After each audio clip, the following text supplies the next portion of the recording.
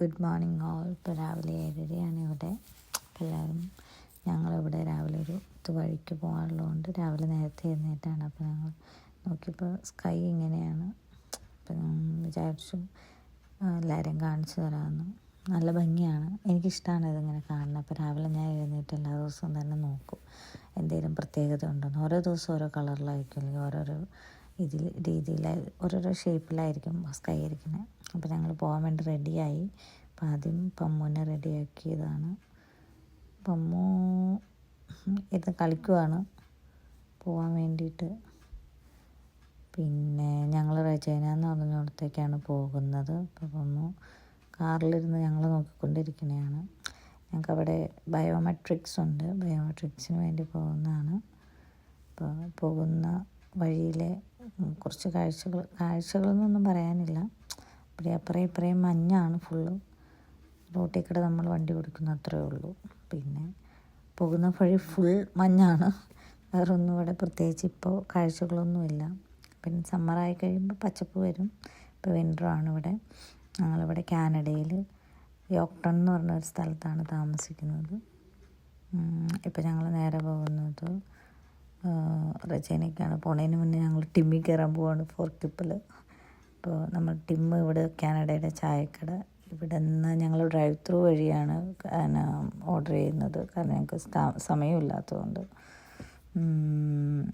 Drive through ഞങ്ങൾ order ചെയ്തു. പിന്നെ ഇതാണ് വാങ്ങിയത്, ഡാഡി ചിക്കൻ റാപ്പല്ല, വേറെ എന്തോ റാപ്പാണ് വാങ്ങിയത്. പിന്നെ ഞാനൊരു ഫ്രഞ്ച് വാനില വാങ്ങി. പിന്നെ ഡാഡിക്കൊരു സ്റ്റീപ്പ് ടീ എന്ന് തോന്നുന്നു വാങ്ങിയത്. പിന്നെ ഞാൻ ബേഗിൾ വിത്ത് സോസേജ് എന്തോ വാങ്ങിയത്, കാരണം എനിക്ക് ക്രിസ്പി ചിക്കൻ റാപ്പായിരുന്നു, അത് അവിടെ കിട്ടിയില്ല രാവിലെ ആയതുകൊണ്ട്. പക്ഷെ ഞാൻ ഈ സോസേജൊന്നും കഴിക്കത്തില്ല. അപ്പോൾ അതൊക്കെ ഞാൻ എടുത്ത് മാറ്റിച്ചിട്ടാണ് അതൊക്കെ കഴിക്കുന്നത്. പിന്നെ അതേപോലെ തക്കാളി ഈ വക ഐറ്റംസൊന്നും ഞാൻ കഴിക്കത്തില്ല. അപ്പോൾ അതുകൊണ്ട് അതും എല്ലാം മാറ്റി ആണ് കഴിക്കുന്നത്. അതിൽ രണ്ടായിട്ടും പിന്നെ പ്രത്യേകിച്ചൊന്നുമില്ല, ബേഗിളും പിന്നെ മുട്ടയും ചീസും മാത്രമേ ഉള്ളൂ, പിന്നെ ഒരു പച്ചിലയുണ്ട്. ഇപ്പോൾ ബാക്കിയൊക്കെ മാറ്റിയതിന് ശേഷമാണ് ഞാൻ കഴിക്കണത്. ഡാഡി കഴിച്ചോളും. ഇപ്പോൾ ഡാഡി എടുത്ത് മാറ്റി ഡാഡി കഴിച്ചോളും. തക്കാളി ഞങ്ങൾ കളയുക ചെയ്തത്, തക്കാളി ഡാഡിക്ക് വേണ്ടെന്ന് പറഞ്ഞപ്പോൾ അതുകൊണ്ട് കളഞ്ഞു. പിന്നെ ഞങ്ങൾ ബേഗിളൊക്കെ കഴിച്ച്, ഞാൻ ബേഗിൾ കഴിച്ചു, ഡാഡി കഴിച്ചു കഴിഞ്ഞു. അപ്പോൾ ഞങ്ങൾ രണ്ടുപേരും കഴിച്ചു കഴിഞ്ഞപ്പോൾ ഞങ്ങൾ പയ്യെ പുറത്തേക്ക് ഇറങ്ങി, ടിമ്മിൽ നിന്ന് ഇറങ്ങി വീണ്ടും ഞങ്ങൾ യാത്രയായി. പിന്നെ പോകുന്ന വഴിയിൽ ഇച്ചിരി കാണാൻ ഭംഗിയുള്ള സ്ഥലമാണ് ഈ ഫോർട്ടിപ്പിൾ എന്ന് പറയുന്നത്. ഒരു മലയും ഒരു കുന്നും ഇറക്കമാണ്, ഇറക്കമൊക്കെ ആയിട്ട് ഇച്ചിരി മലകളൊക്കെ ആയിട്ട് ഇച്ചിരി കാണാൻ ഭംഗിയുള്ള സ്ഥലമാണ്. അപ്പോൾ ഞാൻ അങ്ങോട്ട് പോണ വീഡിയോയിൽ അത്ര ഭംഗിയില്ല, പക്ഷേ തിരിച്ചു വരുമ്പോൾ ഉണ്ട്. പിന്നെ ഞങ്ങൾ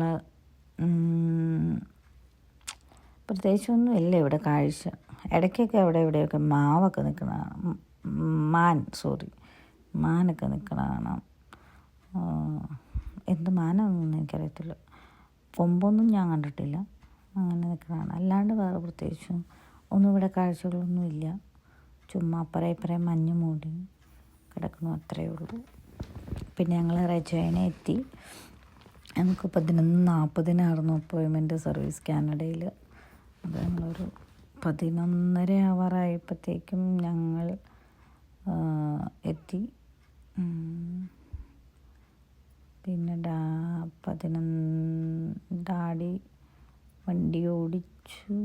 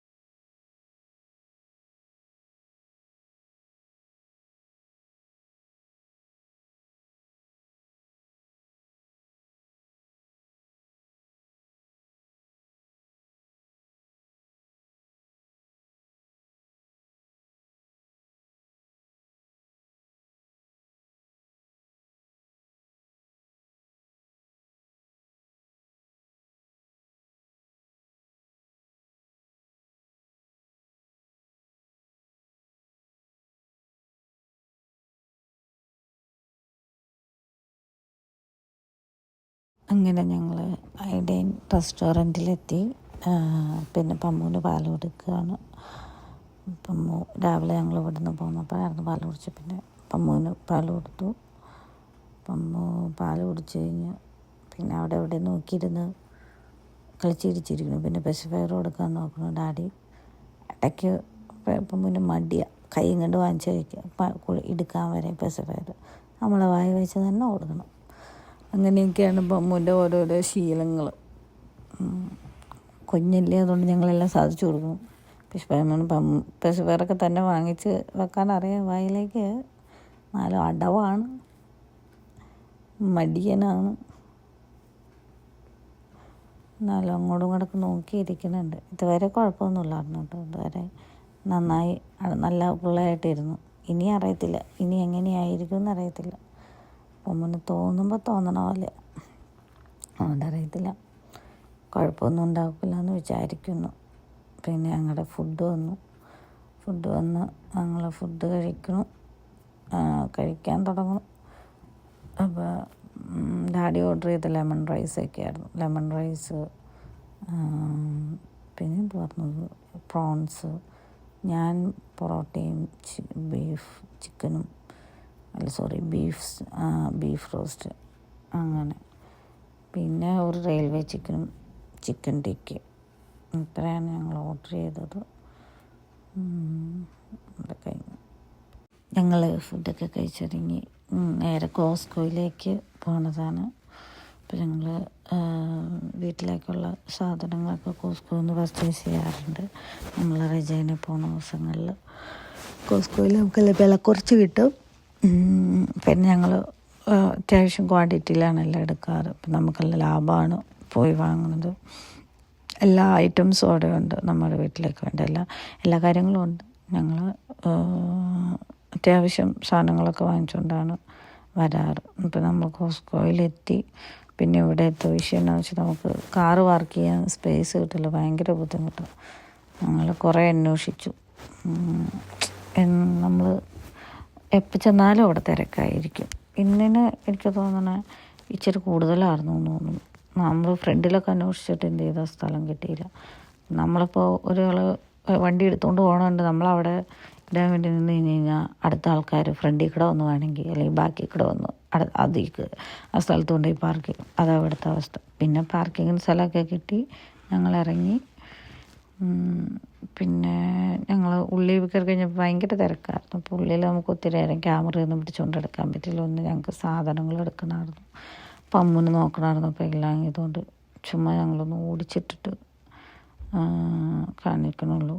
കാരണം പറ്റില്ലായിരുന്നു, നല്ല തിരക്കായിരുന്നു. നമ്മൾ സൂക്ഷിച്ച് മറ്റേ ഈ കാട്ട് തള്ളിയില്ലെങ്കിൽ വേറൊരാളുടെ മേത്ത് കൊണ്ടുപോയിരിക്കും, അതേപോലെ തിരക്ക്. കോസ്കോയിൽ കയറണമെന്നുണ്ടെങ്കിൽ കോസ്കോയുടെ കാർഡ് വേണം. ഞങ്ങൾക്കതുണ്ട്. പിന്നെ പമ്മുവിന് ഒരു ഉടുപ്പ് എടുക്കാൻ നോക്കിയത് അങ്ങനെ. പിന്നെ ഇവിടെ നമുക്ക് സാമ്പിൾ ഫുഡൊക്കെ കിട്ടും. അപ്പോൾ അതൊക്കെ ഞങ്ങൾ കഴിച്ചു നോക്കി. ബില്ലിങ്ങിന് വേണ്ടി നിൽക്കുവാണ് അങ്ങനെ. പിന്നെ അത് കഴിഞ്ഞു അവിടെ നിന്ന് ഇറങ്ങി ഞങ്ങൾ വേഗം കാർ ഇട്ടേക്കുന്നിടത്തേക്ക് പോയിരുന്നു. -2 3 കണ്ടായിരുന്നു അവിടുത്തെ വെതർ. പിന്നെ കാറിട്ടേക്കണ ഇച്ചിരി ദൂരെ ആയതുകൊണ്ട് ഞങ്ങൾക്ക് ഇച്ചിരി നടക്കേണ്ടി. പമ്മു തലയിൽ തൊപ്പിയൊന്നും വയ്ക്കത്തില്ല. പമ്മു അതെടുത്ത് എറിഞ്ഞ് കളയും. സോക്സ് തന്നെ ഇടാറില്ല. സോക്സും വലിച്ചൂരി പലകളാറാണ് പതിവ്. പിന്നെ ഇന്നെന്തോ സോക്സ് കുറച്ച് നേരം ഇട്ടു കേട്ടോ. തിരിച്ചു വന്ന വഴിക്ക് അത് ഊരി കളഞ്ഞത് വേറെ ആരും. പിന്നെ ഞങ്ങൾ ഇനിയിപ്പം ഡയറക്റ്റ് വീട്ടിലേക്കാണ് പോണത്. അപ്പോൾ ഞങ്ങൾ പോണ വഴിക്ക് പോണ വഴിക്ക് ഒരു കാഴ്ച കണ്ടതാണ്. അപ്പോൾ സ്നോ മൊബിൽ വണ്ടി ഓടിച്ച് ഒരു പുള്ളി അതിൽ കൂടെ പോണത് ഞങ്ങൾ ആദ്യം കാണുമെന്ന് ശരിക്കും പുള്ളിനെ കാണാൻ പറ്റുമെന്ന് വിചാരിച്ചില്ല. ഞങ്ങൾ ഒത്തിരി പുറകെയായിരുന്നു. ഇപ്പോൾ പുള്ളി നല്ല സ്പീഡിനായിരുന്നു പോയിക്കൊണ്ടിരുന്നത്. ഞങ്ങൾക്കൊരു പുക പോലെയായിരുന്നു കാണാൻ പറ്റത്തുള്ളൂ. പിന്നെ അത് കഴിഞ്ഞ് ചിലപ്പോൾ കാണാൻ കാണാമെന്നുള്ള രീതിയിൽ പോയത്. ഞാൻ ഇങ്ങനെ വണ്ടി ഓടിക്കുന്ന ആളെ ഇവിടെ കണ്ടിട്ടില്ല കേട്ടോ, ആദ്യമായിട്ട് കാണണമായിരുന്നു. പിന്നെ ഞാനിവിടെ ബൈക്ക് ആൾക്കാർ ഓടിച്ചിട്ട് കണ്ടിട്ടുണ്ട്. അത് സമ്മറിൽ മാത്രം. ഒത്തിരി നമ്മുടെ നാട്ടിലെ പോലെ ഒന്നുമില്ല, ഇടയ്ക്കൊക്കെ അങ്ങനെ വല്ലതും കണ്ടേക്കണേ ഉള്ളൂ, അല്ലാണ്ട് ഞാൻ കണ്ടിട്ടില്ല. പിന്നെ ഞങ്ങൾ ഫോർക്കിപ്പിലെത്തി. ഈ പ്ലേസാണ് ഞാൻ അങ്ങോട്ട് പോയപ്പോൾ തിരിച്ചു വരുമ്പോൾ കാണാൻ ഇച്ചിരി കൂടി ഭംഗിയായിരിക്കും എന്ന് പറഞ്ഞത്. എനിക്ക് അതേപോലെ തിരിച്ചു വന്നപ്പോൾ കാണാൻ എനിക്ക് ഇച്ചിരി കൂടി ഭംഗി ഫീൽ ചെയ്തത്. പിന്നെ ഞങ്ങൾ ഇങ്ങോട്ട് യാത്ര തുറന്നു. ഇവിടുന്ന് എനിക്ക് തോന്നുന്നു ഞങ്ങളുടെ സ്ഥലത്തേക്ക് 45 മിനിറ്റ് 1 മണിക്കൂറോളം യാത്രയുണ്ട് ഞങ്ങൾ നിൽക്കണോടത്ത്. എനിക്ക് അങ്ങനെ ഞങ്ങൾ അവിടെ ഇവിടെയും ചുമ്മാ മഞ്ഞൊക്കെ കണ്ട്. ഇടയ്ക്ക് ഇതിൽ കൂടെ പോകുമ്പോൾ മാനിനെ കണ്ടിട്ടുണ്ട്. വേറെ ഒന്നും ഞങ്ങൾ കണ്ടിട്ടില്ല. വേറെ ഒന്നും ഇവിടെ എന്തോ മൂസൊക്കെ ഉണ്ടെന്ന് പറയുന്നു. ഞാൻ ഒരു തവണ എന്തോ കണ്ടിട്ടുണ്ടെന്ന് തോന്നുന്നത്. ഞങ്ങൾ വേറെ എന്തോ ആവശ്യത്തിന് വേറെ എവിടെ പോയപ്പോൾ കണ്ടതാണ്. പിന്നെ ഞങ്ങൾ വന്നു. പിന്നെ സൺസെറ്റായി.